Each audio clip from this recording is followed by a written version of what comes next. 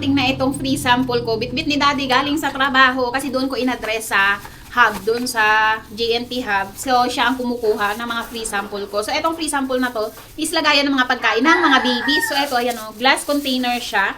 Maganda yung pagka-glass nito kasi pwede na siya sa freezer. Pwede, kapag magre-reheat kayo, pwede na siya sa steamer, microwave, oven, ganyan. O, airtight na rin tong takip niya. Hindi ng manok. So, ito is 3 piraso ang isang set. And talaga naman, magagamit nyo to habang kumakain na. Habang kumakain yung mga anak nyo. Maganda itong lagayan ng mga purees ng mga anak natin, mga ulam na tinatabi natin sa rep, o diba ang ingay ng manok. So, ayun, bibi. V. So, ayan o, isang set na siya. Maganda talaga siya. Marami na akong ganito. And meron ako 5 piraso dyan. Plus, ito, 3 piraso ulit. O diba, ang dami. Free sample lang naman siya. So, meron akong 13 days para gawan ito. Para gawan ng video itong baby food container na to.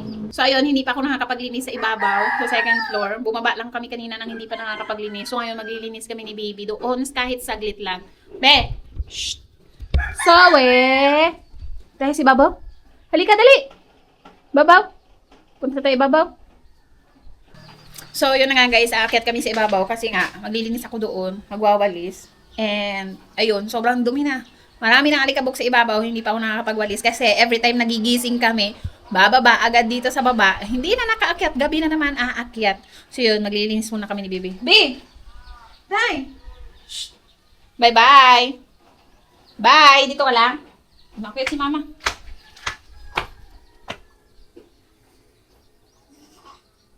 Ka!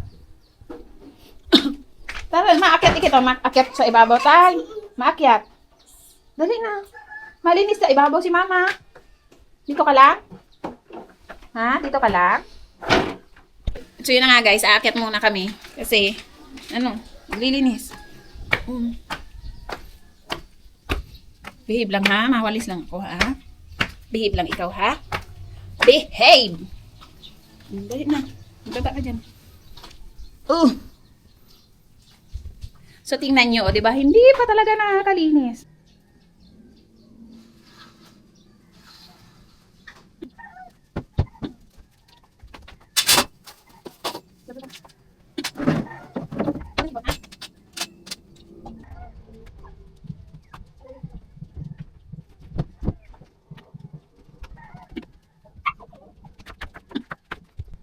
So, sa susunod na araw, maglilinis ako ng mga bintana namin. Kasi tingnan nyo yung mga salamin. Madumi na talaga. Ano yan? Yan, bilog? Ha? Si bilog?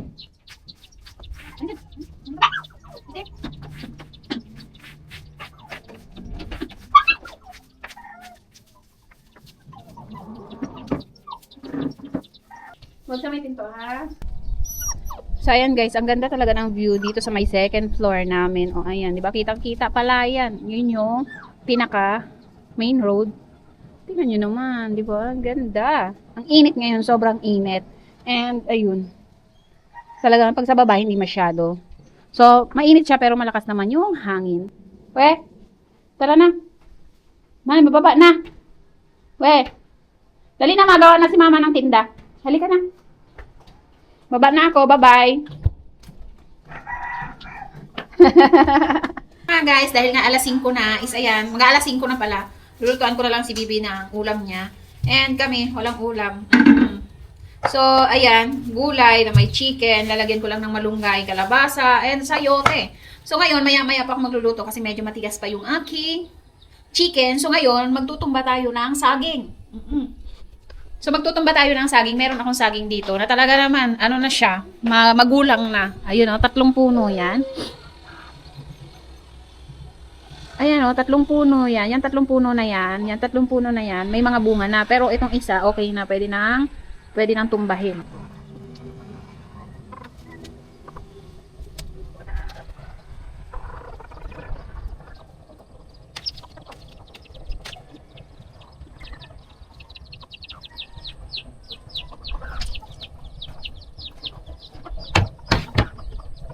So, ayan nga, natumba ko nga yung isa. And ngayon, puputulin natin yung puno, syempre.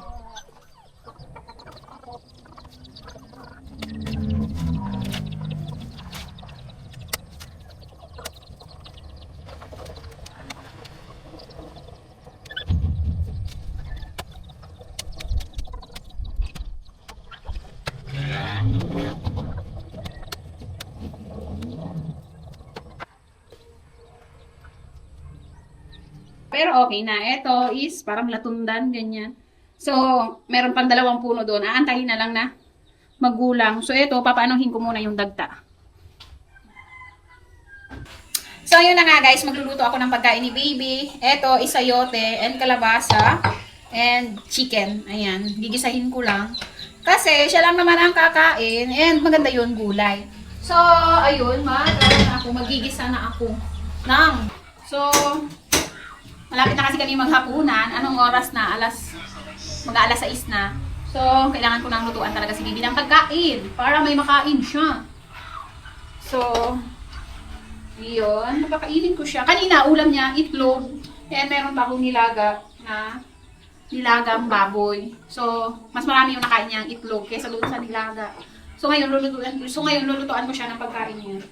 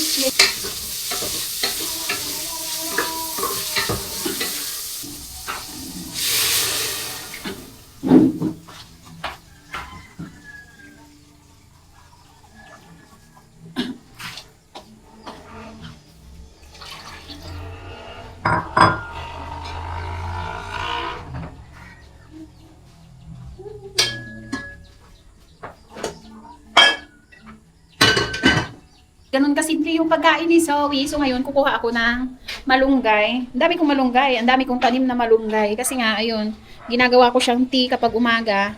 Kaya kailangan ko ng maraming malunggay. Shh! So, ayun o. Nilabas namin yung aso.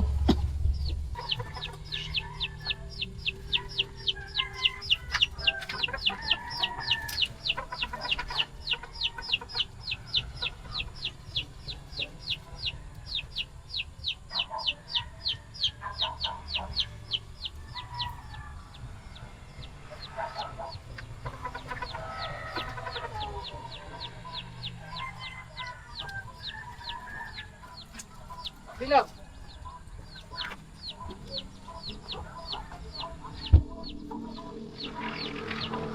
Bale, meron na akong 3 puno ng malunggay. Kasi nga, yun nga, ginagamit ko sa pagtiti. And kapag nagtitinola kami, yan, syempre, kailangan natin ng maraming malunggay. So, napaka-healthy naman talaga ng malunggay. So, himayin ko muna.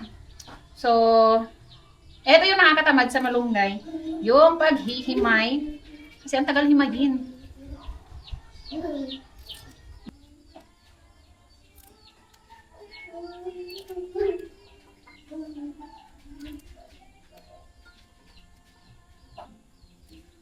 So, ayan guys, medyo malambot na yung yung ulam ni Bibi. Ngayon, lagay ko na yung malunggay. Okay.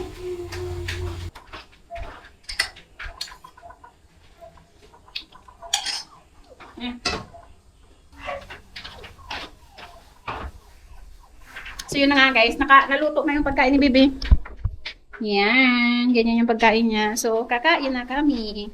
Kasi gabing-gabi na. Kakain na kami.